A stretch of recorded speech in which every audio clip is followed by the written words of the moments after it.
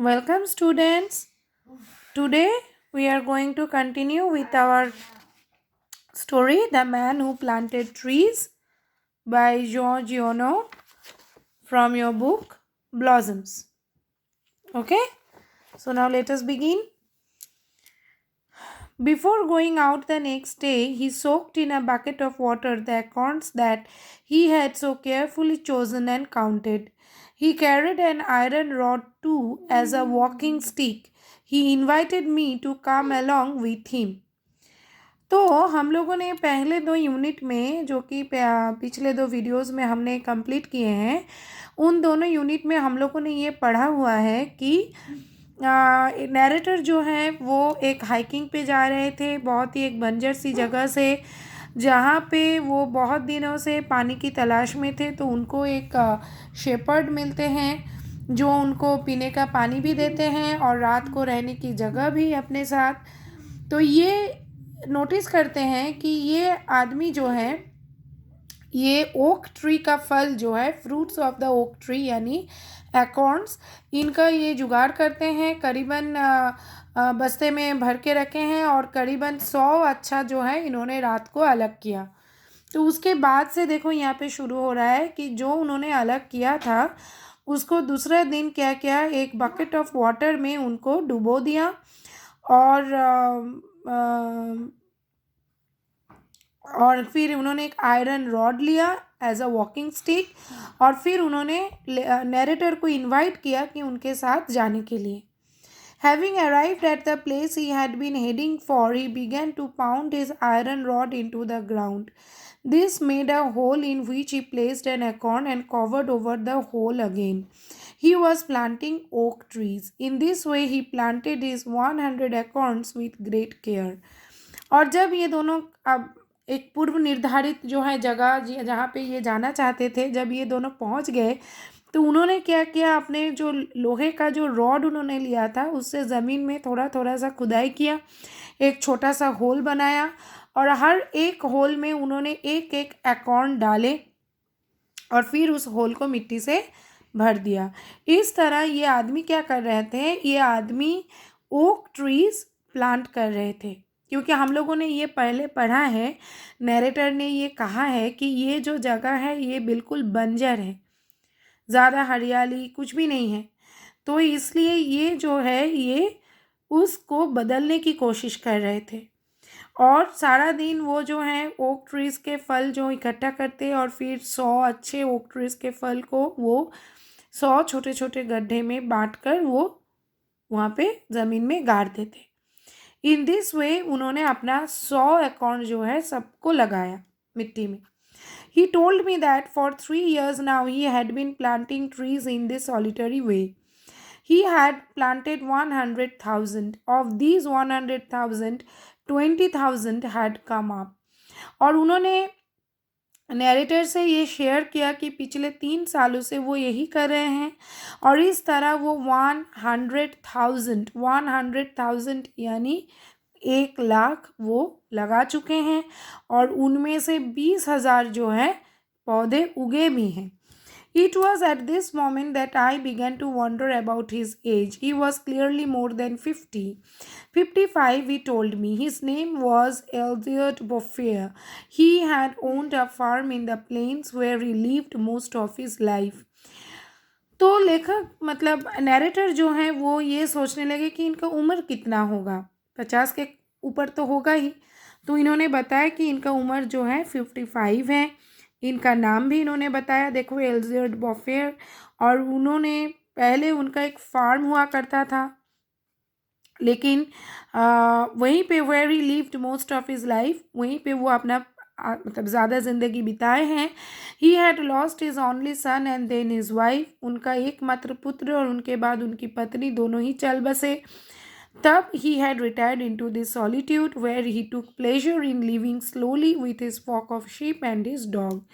तब वो जो है अपना यहाँ का ज़िंदगी, फार्म का ज़िंदगी छोड़कर वो इस तरह एक मतलब अकेलेपन में इस तरह से वो रिटायर कर गए और वहाँ पे वो अपना ज़िंदगी आराम से बिताना पसंद करते थे, और वो अपने भेड़ की जो है भेड़ों को लेकर और उनके कुत्ते के साथ, डॉग के साथ। He had concluded that this country was dying for lack of trees. He added that having nothing more important to do, he had resolved to remedy the situation. और यहाँ आके उनको ऐसा लगा कि ये देश जो है ये पेड़ों के मतलब ना होने के कारण धीरे धीरे ख़त्म हो रही है, और ज़्यादा कुछ तो उनके पास करने को था नहीं। तो इस तरह से उन्होंने अपने तरह से एक सॉल्यूशन निकाला इस सिचुएशन का। We parted the next day. The next year, the war came in which I was engaged for 5 years. तो दूसरे दिन ये अलग हो गए, और उसके बाद वाला साल युद्ध शुरू हो गया जहाँ पे नैरेटर 5 साल तक जुड़े रहे। With the war behind me, I had a great desire to breathe a little pure air, and I set out again along the trail through that deserted country. और जब युद्ध ख़त्म हुआ 5 साल के बाद, तो इनको लगा कि थोड़ा सा शांति चाहिए, खुली हवा चाहिए, तो वही जो रास्ता पकड़ के वो पहली बार चले थे वही रास्ता पकड़ के फिर वो हाइकिंग पे निकले। The land had not changed ever since the day before. I had been thinking about the shepherd who planted trees. 10,000 oaks, I had said to myself, must really take up a lot of space. तो ज़मीन कुछ खास बदला नहीं था, तो ये वही शेपर्ड के बारे में सोच रहे थे कि पता नहीं कैसा हुआ होगा। 10,000 ओक ट्री, पता नहीं बहुत सारा जगह ले लिया होगा। When I met Elsie at Beaufair this time, I found that the war had not disturbed him at all. He had continued with his planting. The oaks of 1910 were now 10 years old and were taller than me and him. तो जब ये फिर से मिले उनके साथ, तो मतलब ये देखे कि इनका जीवन जो है युद्ध ने कुछ फ़र्क ही नहीं पड़ा है इनके जीवन में, और वो अपना काम जो है कंटिन्यू किए हैं। 1910 के जो ओक ट्रीज़ थे वो फ़िलहाल बड़े हो चुके हैं और इन दोनों से काफ़ी लंबे। The scene was impressive. I was actually speechless, and we passed the whole day in silence, walking through his forest. और कुछ अजीब लग रहा था। पूरा दिन इन दोनों ने जो है साइलेंस, स्पीचलेस, एकदम कोई बात नहीं की बिता दिए, क्योंकि इनके द्वारा मतलब प्लांट किए गए जंगल से ये लोग गुजर रहे थे। हम लोग एक आध पेड़ पौधा टब में लगाते हैं या फिर कहीं इधर उधर गाड़ देते हैं, लेकिन ये आदमी ने एक जंगल खड़ा कर दिया था। It was in 3 sections, 11 kilometers long overall, and at its widest point 3 kilometers wide. तो इनका जंगल ऐसा था, 11 किलोमीटर्स लंबा था, और सबसे चौड़ी जो जगह थी, वाइडेस्ट, वो 3 kilometers. When I considered that this had all sprung from the hands and from the soul of this one man without technical aids, it struck me that men could be as effective as God in domains other than destruction. और जब ये narrator कह रहे हैं कि जब मुझको ये एहसास हुआ कि ये इतने सारे पौधे एक आदमी की कोशिश, उनके हाथ और उनके आत्मा से हुई है, कोई हेल्प नहीं मिला उनको, कोई मशीन वगैरह कोई टेक्निकल हेल्प नहीं मिला, तो उनको ऐसा लगा कि हाँ, भगवान जैसा इंसान हो सकता है। डोमेन्स मतलब देखो पर्टिकुलर एरिया, वार जैसा है, इंसान एकदम आप ख़त्म करने पर तुला होता है, तो डिस्ट्रक्शन के अलावा भी अगर इंसान चाहे तो भगवान जैसा बन सकता है। यानी कुछ क्रिएट करना, किसी चीज़ का जन्म देना, किसी को सौंदर्य देना, तो ये भी अगर इंसान चाहे तो कर सकता है। तो देखो यहाँ पर तुम लोगों का ये कहानी ख़त्म होता है। तो चलो हम थोड़ा एक्टिविटीज़ करते हैं। यहाँ पे ट्रू एंड फॉल्स और सपोर्टिंग स्टेटमेंट्स देना है, देखते हैं। Number A, the next morning the shepherd left his house all by himself. ये फॉल्स है, क्योंकि देखो यहाँ पर लिखा गया है ये जो he invited me to come along with him, तो वो अकेला नहीं गया था, नैरेटर को साथ लेके गया था। तो ये सेंटेंस लिखोगी। इसके बाद 20,000 trees had sprouted from among the trees planted by the shepherd. ये ट्रू है, क्योंकि देखो यहाँ पर लिखा है of these 100,000 20,000 had come up. ठीक है।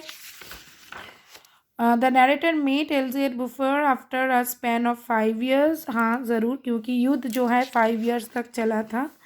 यहाँ पे देखो, the next year the war came in which I was engaged for 5 years। तो ये 5 years तक चला था, उसके बाद मिला उनको मौका।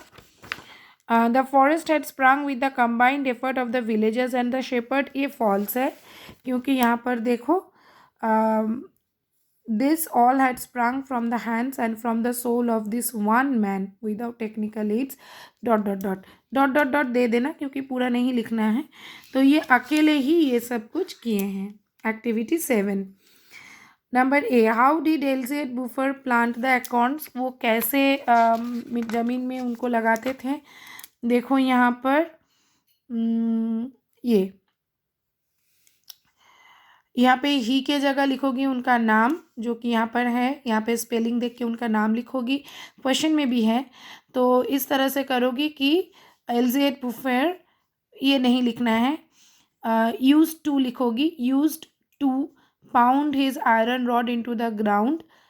ये दिस के जगह लिखोगी that made a hole in which he placed an acorn and covered over the hole again. फिर यहाँ पे ही वॉज, ये जगह इसके बदले लिखोगी this way he planted, planting के जगह ईडी लगाओगी, आईएनजी नहीं लिखोगी, planted the oak trees. Okay, in this way he planted is 100 accounts with great care. इस तरह से लिख दोगी। How many years later did the narrator revisit the country. यहाँ से लिखोगी द नैरेटर रिविजिटेड, ईडी लगाओगी, revisited the country after 5 years। I found that the war had not disturbed him at all. Why do you think that the war had not been able to disturb Elizabeth Buffet? इसका answer एक तक किताब में तुम लोगों को नहीं मिलेगा, इसलिए कि the war had not been able to disturb Elizabeth Bouffier because he lived a very solitary and secluded life, far from any relation with the cities and other aspects of life. He had his own thing to do, that is planting trees. He was not concerned about what was going on in the world, so the war had not been able to disturb Elizabeth Buffet। इसको थोड़ा सा अपने में बना के लिखोगी। What was the narrator's reaction on seeing the massive oak trees? narrator's reaction क्या हुआ, देखो थोड़ा सा ये होगा, he was very much impressed, the narrator was very much impressed and it made him think that, that's a ये line लिखोगी, it made him think that men could be as effective as God in domains other than destruction। ठीक है, ये वाला लिखोगी। अच्छा, यहाँ पर देखो तुम लोगों को बोला गया है combine the following pairs of sentences by using infinitives. अब इन्फिनेटिव्स क्या हैं, कैसे हम इन्फिनेटिव यूज़ करके इन सेंटेंसेस को जोड़ेंगे, इसके लिए नेक्स्ट वीडियो आएगा। ओके, इसके लिए नेक्स्ट वीडियो आएगा। मेरे नेक्स्ट वीडियो के लिए तुम लोग वेट करो।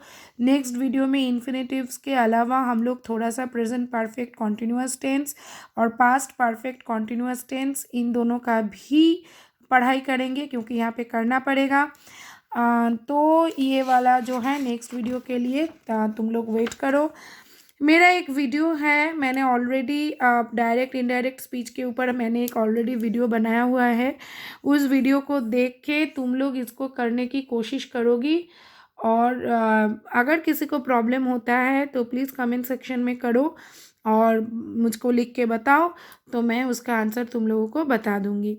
ठीक है, और नेक्स्ट वीडियो में इन सब के साथ मैं इसका भी थोड़ा सा डिस्कस कर दूंगी। तो इसके लिए नेक्स्ट वीडियो के लिए वेट करो, तब तक लर्न करो, ये एक्सरसाइजेस करो और मेरे चैनल को सब्सक्राइब करो, अपने दोस्तों में शेयर करो, उनको भी लाइक करने बोलो। मेरा एक छोटा सा एम है 50 लाइक्स, सो प्लीज़ मेरे वीडियोस को लाइक करना और सब्सक्राइब करना, ताकि आगे वाले वीडियोस तुम लोगों को मिलते रहें। Till the next video, good bye students.